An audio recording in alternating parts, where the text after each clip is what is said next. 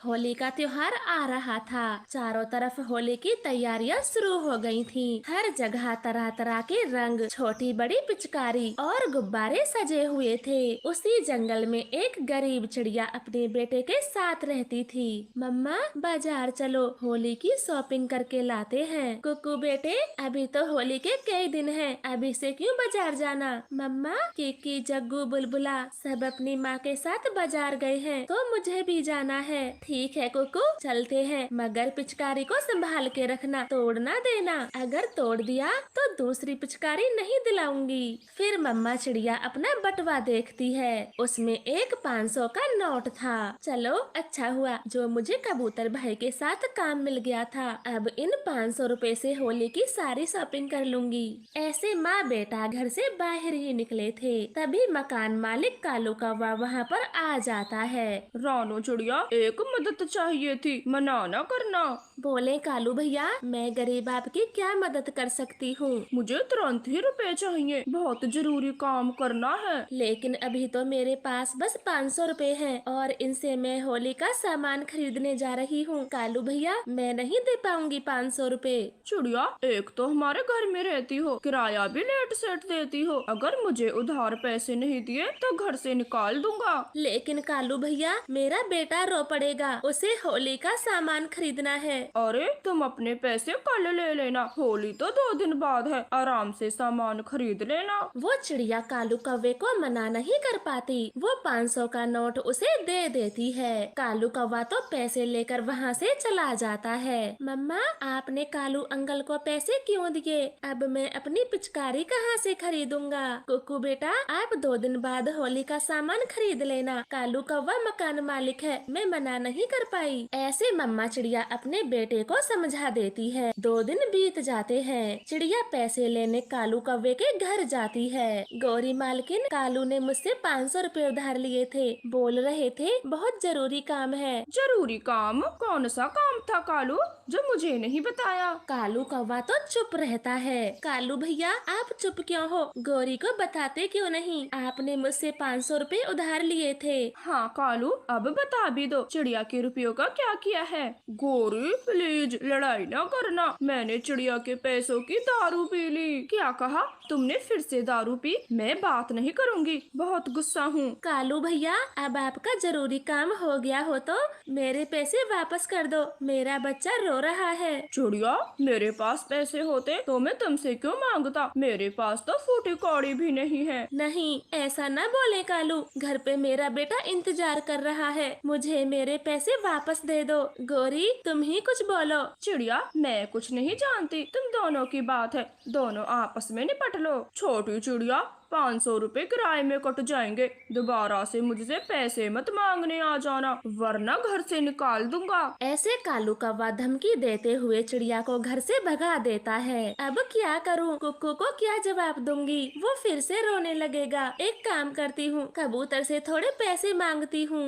फिर चिड़िया अपने दोस्त कबूतर के घर जाती है, लेकिन त्योहार के दिन उसे कोई पैसे नहीं देता। घर में अकेला बैठा कुक्कू उसका इंतजार कर रहा था। मम्मा, मम्मा झूठी है, वो अभी तक घर नहीं लौटी, शाम होने को है, वो आज भी मेरे लिए कुछ लेकर नहीं आएंगी। बुरी मम्मा, दुनिया की सबसे बुरी मम्मा। कुकू ऐसे बोल रहा था। दरवाजे पर खड़ी रानो चिड़िया सब कुछ सुन रही थी, लेकिन चुप रहती है, क्योंकि उसे पैसे तो कहीं से मिले नहीं थे। फिर अगली सुबह कुकू नदी पर अकेला बैठा रो रहा था। पापा, पापा, आप मुझे छोड़कर कहाँ चले गए? मम्मा बहुत बुरी है, कुछ भी लेकर नहीं देती, प्लीज पापा, आप वापस लौट आएं, मैं आपको बहुत याद करता हूँ। कुकू ऐसे बार बार रोए जा रहा था। तभी उसके पास एक परी आती है।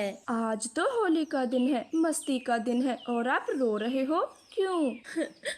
परी जी, मेरे पापा नहीं है, मम्मा कुछ दिलाती नहीं, अगर वो होते तो मुझे ढेर सारे रंग पिचकारी दिलाते। अब मेरे पास कुछ भी नहीं है, मैं तो होली भी नहीं खेल सकता। कोको की ये बात सुनकर वो परी भी रोने लग जाती है। तब चिड़िया का बेटा कुक्कू उससे पूछता है, अरे परी जी, आप क्यों रोने लगी? क्या आपके भी पापा नहीं है? हाँ, मैं अकेली हूँ, मेरे माता पिता को एक भयंकर परी ने मार दिया, मैं तब से अकेली अकेली रहती हूँ। कम से कम आपकी माँ तो है, मैं तो बिल्कुल ही अकेली हूँ। नहीं परी जी, रोना बंद करें। मम्मा बोलती है इस दुनिया में कोई अकेला नहीं होता। क्या तुम मेरी पक्की दोस्त बनोगी? मेरी मम्मा भी बहुत अच्छी है। क्यों नहीं, आज से हम पक्के दोस्त हुए। चलो हम दोनों होली खेलते हैं। लेकिन दोस्त, हमारे पास तो कुछ भी नहीं है, हम होली कैसे खेलेंगे? फिर जादुई परी अपनी छड़ी घुमाती है और ढेर सारे रंग पिचकारी ले आती है। कुक्कू और परी एक दूसरे के साथ खूब होली खेलते हैं। वो कभी पिचकारी मारते तो कभी गुलाल लगाते। बस करें परी, अब घर चलते हैं, मेरी मम्मा के साथ होली खेलेंगे। फिर वो सारा रंग लेकर अपने घर आ जाता है। कुक्कू और परी मम्मा चिड़िया पर खूब रंग लगाते हैं। वो पिचकारी मारते हैं और चिड़िया का रंग पूरी तरह से बदल देते हैं। मम्मा, ये मेरी दोस्त है, इनका नाम डिम्पल परी है और ये सारा सामान मुझे परी ने ही दिया है। परी जी, आपका बहुत बहुत धन्यवाद जो मेरे गरीब बेटे की दोस्त बनी, उसके साथ होली खेली, वरना आज के दिन भी मेरा बेटा उदास ही रहता। चिड़िया रानी, मुझे आपके साथ होली खेलने में बहुत मजा आया। मैं अब हर साल अपने दोस्त के साथ होली खेलने आया करूँगी। इस तरह से वो तीनों खुशी खुशी होली खेल रहे थे। तभी बाहर से उन्हें गोरी के चिल्लाने की आवाज सुनाई देती है। कालू कौवा तो गोरी को बुरी तरह से पीट रहा था। बचाओ चिड़िया, मुझे बचाओ, इस नशेड़ी गंजेड़ी पति से मुझे बचाओ, ये मुझे सुबह से मार रहा है। कालू भैया रुक जाओ, गोरी को मत मारो, आज होली है, सब पक्षी तमाशा देख रहे हैं, कुछ तो शर्म करो। कुक्कू दोस्त, ये काला कौवा अपनी पत्नी को क्यों मार रहा है? दोस्त परी, ये हर रोज ऐसा ही करता है। पहले बाहर से दारू पीकर आता है और फिर गोरी आंटी को मारता है, किसी की नहीं सुनता। परी को तो कालू कौवे पर बहुत गुस्सा आता है। वो अपने जादुई डंडे से कालू कौवे की खूब पिटाई करती है। अरे ये डंडा हवा में कैसे उड़ रहा है? बुरे पक्षी, अभी तो ये डंडा तुझे मार भी लगाएगा, बस तू देखता जा। डंडा कालू कौवे को जोर जोर से पीटना शुरू करता है। मारो इसे, खूब मारो, छोड़ना मत परी से। गोरी, अब कभी नहीं मारूंगा, मुझे इस डंडे से बचा लो, मैं शराब भी पीना बंद कर दूंगा। कालू रोता चीखता है। फिर परी कुछ देर बाद कालू को पीटना बंद कर देती है। कालू पंख जोड़कर परी से माफी मांगता है। काले कौवे, अब फिर से कभी भी अपनी पत्नी को न मारना। फिर गोरी कौवी भी परी को खूब रंग लगाती है। वो सब मिलकर होली का त्योहार मनाते हैं। आपका धन्यवाद। आज स्कूल में नई मैडम आई थी जिसका नाम गोरी कवि था। गोरी टीचर बच्चों पर जरा भी दया नहीं दिखाती, वो बहुत गुस्से वाली थी। तोते के बच्चे, तुम खड़े हो जाओ, तुम्हारे जूते कहाँ हैं? मैडम जी, मेरे जूते टूट गए। टूट गए तो नए ले आओ, अपनी माँ से कहो, वो नए जूते ला कर देगी तुम्हें। मैडम जी, मेरी माँ कई दिनों से बीमार है, इसलिए वो जूते नहीं ला सकी। जब जूते ही नहीं हैं, तो स्कूल में क्यों आते हो? सजा मिलेगी, पूरे 10 डंडे लगेंगे। गोरी कवि को उस छोटे बच्चे पर कोई दया नहीं आती। वो उसके पंख में जोर जोर से 10 डंडे मारती है। टीचर के इस बर्ताव को देखकर सारे स्टूडेंट डर जाते हैं। फिर अगली सुबह तोते का बच्चा अपनी माँ से बोलता है, मम्मा मम्मा, मैं आज स्कूल नहीं जाऊंगा, पहले आप मुझे नए जूते ला कर दें। बेटे, मैं ला दूंगी तुम्हें नए जूते, मगर इस समय मेरे पास पैसे नहीं हैं। बुलबुल डॉक्टर के भी उधारे हैं। मम्मा ये देखें मेरे पंखों को, कल टीचर जी ने जूते ना होने की वजह से मुझे डंडे मारे। मैं अब तभी स्कूल जाऊंगा जब नए जूते आ जाएंगे। पंख पे डंडे के निशान पड़ गए थे, जिन्हें देखकर माँ को बहुत दुख होता है। ठीक है मेरे बच्चे, आप ना जाएं, मैं आज कैसे भी करके नए जूते ला दूंगी। फिर हरी तोती अपनी पड़ोसी रानो चिड़िया से कुछ पैसे उधार मांगती है और अपने बेटे के लिए नए जूते ले आती है। फिर एक दिन सुबह सुबह चिड़िया की बेटी अपने दोस्त से बातें करती है। गुड़िया, मैंने सुना है तुम अगले साल स्कूल से निकल जाओगी। हाँ किकी, मैं अगले साल अपनी नानी के घर जाऊंगी और वहीं से अपनी पढ़ाई करूंगी। लेकिन क्यों? यहाँ भी तो तुम पढ़ सकती हो। नहीं, मेरी नानी वहाँ अकेली रहती है, उनका अकेले मन नहीं लगता, इसलिए मम्मा मुझे भेज रही हैं और मुझे नानी के साथ रहना बहुत पसंद है। लेकिन गुड़िया, मेरा मन तो तुमसे लगता है और तुम ही मुझे छोड़कर चली जाओगी तो मेरा मन कैसे लगेगा? उनकी ये बातें गोरी टीचर सुन रही थी। वो नजदीक कर बोलती है। शाबाश गुड़िया, तुम मेरी ही क्लास की स्टूडेंट हो ना। और तुम लड़के पक्षी, यहाँ से जाओ। तो स्कूल में पढ़ने की जगह तुम ये सब करती हो। रुको, अभी तुम्हारी माँ को बुलाती हूँ, वो ही खबर लेंगी तेरी। नहीं मैडम जी, मम्मा को ना बुलाएं, और हम दोनों तो बस बातें कर रहे थे। मैं सब जानती हूँ तुम दोनों कैसे बातें कर रहे थे। रुको, अभी तुम्हारी माँ को बुलाती हूँ। नहीं टीचर जी, मम्मा को ना बुलाएं, वो खामेखा परेशान होंगी। बात तो सही है, इसकी माँ को बुलाकर मुझे क्या मिलेगा। एक काम करती हूँ, इसी बहाने थोड़े पैसे ले लेती हूँ। ठीक है, मैं तेरी माँ को नहीं बुलाऊंगी, बस 1,000 रुपए मुझे दे देना। ऐसे बोलकर गौरी कव्वी वहाँ से चली जाती है। दोपहर को गुड़िया स्कूल से घर आती है। उसे गौरी कव्वी को देने के लिए 1,000 रुपए चाहिए थे। मेरे पास तो 50 रुपए हैं, 1,000 कहाँ से दूंगी। फिर गुड़िया अपनी माँ के संदूक से 1,000 रुपए निकाल लेती है और अपने बैग में छुपा लेती है। कुछ देर बाद मम्मा चिड़िया संदूक खोलती है। अरे अरे, मेरे रुपए कहाँ गए? मैंने तो यहीं रखे थे, अब कहाँ चले गए? ऐसे चिड़िया अपनी बेटी को आवाज लगाती है। गुड़िया डरती हुई आती है। गुड़िया बेटी, मैंने यहाँ 1,000 रुपए रखे थे, तुमने कहीं देखे हैं? नहीं माँ, आपके संदूक को मैं क्यों खोलूंगी, मुझे नहीं पता।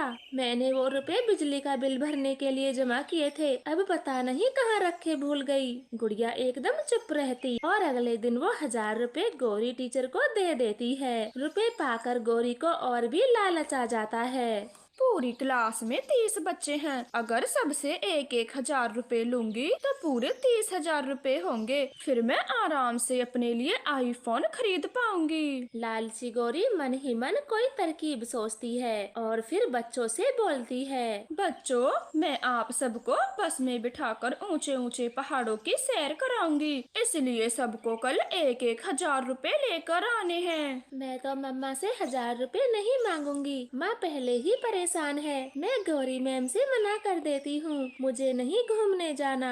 ऐसे सोचकर गुड़िया बोलती है, मैडम जी, मुझे ऊंचाइयों से डर लगता है, इसलिए मैं नहीं जाऊंगी। हाँ हाँ ठीक है, डर लगता है तो मत जाना, लेकिन रुपए तो देने होंगे, स्कूल के नियम हैं। सारे बच्चे भूल मत जाना, कल सबको पैसे लेकर आने हैं, वरना बहुत पीटूंगी। फिर छुट्टी हो जाती है। सब बच्चे अपने अपने घर चले जाते हैं और अपने माता पिता से पैसे मांगते हैं। बेटे, तुम्हें तो पता है मैं कई दिनों से बीमार थी, इसीलिए घर में पैसे नहीं है, तुम जाने से मना कर देना। 1,000 रुपए कहाँ से लाऊं? गुड़िया बेटी, हम इतने अमीर नहीं हैं जो 1,000 रुपए घूमने के लिए दें। अपनी मैडम से बोल देना, मुझे नहीं जाना। माँ, मैंने मना किया था, लेकिन स्कूल के नियम हैं, पैसे देने ही होंगे। ठीक है, मैं देखती हूँ। फिर दूसरे दिन क्लास में गौरी टीचर आती है। जो बच्चे पैसे लेकर आए थे वो गौरी कव्वी को दे देते हैं। क्यों गुड़िया तोते, तुम दोनों पैसे नहीं लाए? टीचर जी, मेरी माँ बीमार थी, इसीलिए उनके पास पैसे नहीं हैं। और टीचर जी, मेरी मम्मा ने भी मुझे पैसे नहीं दिए। गौरी कवि को दोनों बच्चों पर बहुत गुस्सा आ रहा था। वो उनको कड़ी सजा देना चाहती। बाहर तेज बारिश हो रही थी और ठंडी ठंडी हवाएं भी चल रही थी। तुम दोनों क्लास से बाहर निकलो और जब तक बारिश बंद ना हो जाए तब तक क्लास में मत आना। बच्चों, इनको बाहर निकालो। फिर दो बच्चे गुड़िया और हरी तोते के बच्चे को बारिश में खड़ा कर देते हैं। बारिश तेज थी, बच्चों को बहुत ठंड लगती है। छुट्टी हो जाती है, लेकिन गौरी कवि उन दोनों को घर भी नहीं जाने देती। गौरी टीचर जी, हमें बहुत ठंड लग रही है, अब तो छुट्टी भी हो गई, हमें घर जाने दें। नहीं, अभी नहीं, एक बार की बात समझ नहीं आती, अब चुपचाप खड़े रहो। बारिश रुक जाए तो ही जाना घर, मैं ऑफिस रूम में ही हूँ। कोई चालाकी की तो तुम दोनों की खैर नहीं। ऐसे गौरी कव्वी दोनों बच्चों को बारिश बंद होने तक घर भी नहीं जाने देती। दोनों बच्चे रो रहे थे और बारिश रुकने का इंतजार करते हैं। गुड़िया को तेज बुखार हो गया था। वो सारी बातें अपनी मम्मा को बता देती है। अगले दिन रानो और हरियाली दोनों मिलकर गौरी की शिकायत प्रिंसिपल से करती हैं। प्रिंसिपल जी, बच्चों ने 1,000 रुपए नहीं दिए तो गौरी मैडम ने उन्हें बारिश में खड़ा रखा। कल कल से ही दोनों बच्चे आग की तरह जल रहे हैं। उन्हें बहुत तेज बुखार है। 1000 रुपए? गौरी मैडम, किस बात के 1000 रुपए लिए आपने? अब गौरी कभी क्या बोलती, उसका भांडा जो फूट चुका था वो तो चुप रहती है। तुम बच्चों को पढ़ाने के लायक नहीं हो। आज तुम्हारी गंदी हरकतों की वजह से दोनों बच्चे बीमार हैं। अब इस स्कूल में कभी मत आना। भागो यहाँ से। इस तरह से